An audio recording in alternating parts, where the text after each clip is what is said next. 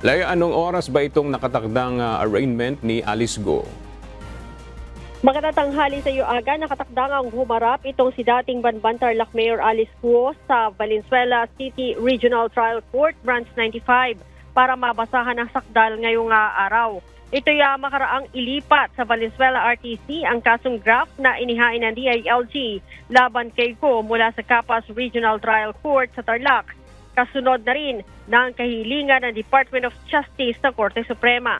Ayon, Aga, sa legal counsel ni Go na si Attorney Stephen David, 1:30 mamayang hapon ang itinakdang arraignment laban kay Go sa naturang kaso. Dahil dyan, asahan na ang mahigpit na seguridad na ipatutupad ng Philippine National Police sa paghahatid kay Go mula dito sa Custodial Center sa loob ng Campo Crame patungong Valenzuela RTC at sa pagbalik nito. Maliban sa kasong graft, Aga, naghain din ang DOJ ng kasong human trafficking laban kay Go sa Pasig City Regional Trial Court. Aga? Maraming salamat, Leia Ilagan.